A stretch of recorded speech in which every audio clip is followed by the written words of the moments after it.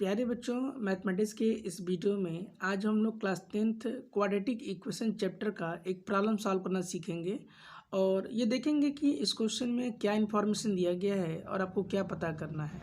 तो देखो, आपको जो है के की वैल्यू आपको पता करनी है, जबकि इसमें क्वाड्रेटिक इक्वेशन ये दिया हुआ है और इसमें एक इन्फॉर्मेशन इंक्लूड है कि जो इसके रूट्स हैं वो एक दूसरे के इक्वल हैं। तो ऐसे प्रॉब्लम को कैसे करते हैं, चलिए इस वीडियो में सीखते हैं। और चैनल पर नए अभी तक सब्सक्राइब नहीं किया है तो आप जरूर सब्सक्राइब कर लीजिएगा। मैं आप लोगों के लिए इसी तरह के मैं वीडियोस लाता रहता हूँ मैं।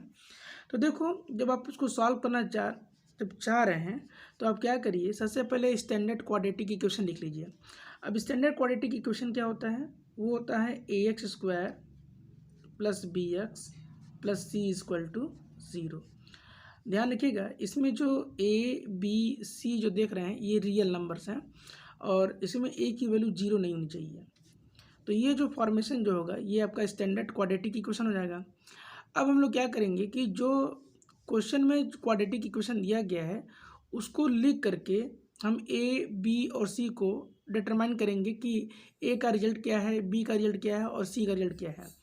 तो यहाँ पे जो दिया गया है वो है आपका k+4 जो कि ब्रैकेट में है, बाहर एक्स को लगा हुआ है, plus k+1 bracket close x और c की जगह पे यहाँ पे ऐसे 1 दिया गया है।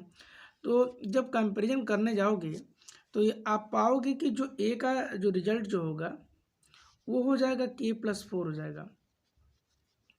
उसी तरीके से जब b को डिटरमाइन करोगे कि b क्या है तो b का रिजल्ट जो हो जाएगा वो k+1 हो जाएगा।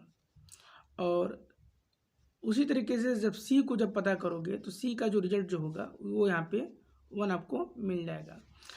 अब के की वैल्यू को निकालने के लिए हम यहाँ पे डिस्क्रिमिनेंट का फॉर्मूला यूज करेंगे और ये डिस्क्रिमिनेंट का फॉर्मूला जो होता है वो होता है d b² - 4ac। या देखिएगा, अगर आपको के निकालना है तो इसके लिए आपको डी निकालना होगा। डी का मतलब होता है डिस्क्रिमिनेंट, और डिस्क्रिमिनेंट की जो वैल्यू जो होती है वो रिजल्ट इक्वल होता है b² - 4ac का।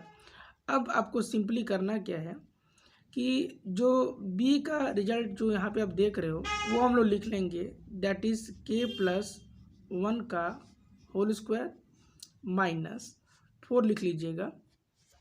और ए का रिजल्ट आप देख रहे हो जो कि k+4 दिया गया है, क्लियर। और सी की जगह पे यहाँ पे 1 तो दिया ही गया है।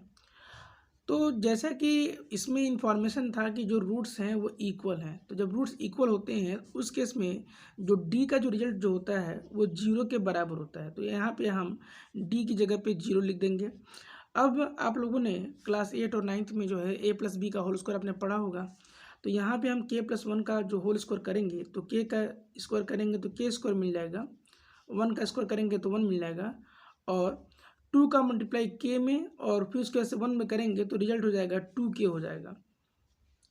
अब यहाँ पे ये वाला ब्रैकेट जब ओपन करेंगे, क्लियर, तो -4 का मल्टीप्लाई k में होगा तो -4k हो जाएगा। माइनस का 4 का मल्टीप्लाई जब इस +4 में करोगे तो ये -16 हो जाएगा।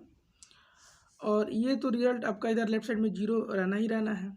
अब यहाँ पे इसको हम लोग सॉल्व करते हैं। तो यहाँ देखो, ये तो हो गया k² और ये जो 2k और -4k है ये आपका लाइक टर्म है, तो इनको जब आप सॉल्व करेंगे तो इसका रिजल्ट जो होगा वो आपको मिल जाएगा -2k। उसके बाद से 1 और -16 इनको जब सॉल्व करेंगे तो इसका रिजल्ट जो हो जाएगा ये -15 हो जाएगा। और इधर आपका लेफ्ट साइड में 0 आपका होना ही होना है। अब यहाँ पे क्लास 9th में और 8 में आपने मिडिल टर्म स्प्लिटिंग करके आपने फैक्टराइजेशन करना सीखा है, किसका? जब क्वाड्रेटिक पोलिनोमियल होते हैं तो यहाँ पे हमको करना क्या है कि हमें इसके मिडिल पार्ट को ऐसे तोड़ना है कि जब अगर हम उनको जोड़ें तो रिजल्ट जो है -2 के बराबर हो जाए, लेकिन जब प्रोडक्ट करें ना तो प्रोडक्ट का रिजल्ट जो है वो -15 के बराबर आना चाहिए। तो ये देखो, अगर मैं -5 और 3 इनका अगर मैं मल्टीप्लाई करूं तो इन दोनों का प्रोडक्ट जो है वह -15 के बराबर आ रहा है। लेकिन ये जो दो पार्ट हमने बनाए हैं, अगर मैं इसी -5 को और +3 को अगर मैं जोड़ दूं तो जो यहाँ पे मिडिल टर्म में जो न्यूमेरिकल कोएफिशिएंट -2 है वो उसके बराबर आ जाएगा।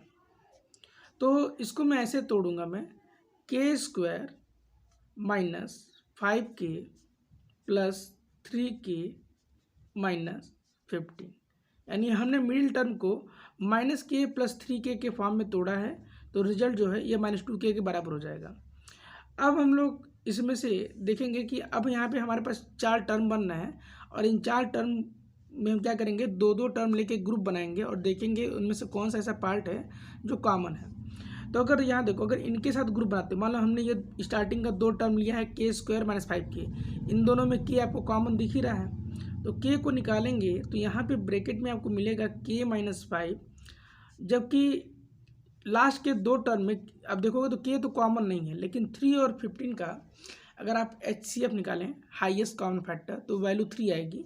तो जब 3 निकालोगे तो ब्रैकेट के अंदर हो जाएगा यहाँ पे k - 5 और इधर आपका 0 हो जाएगा।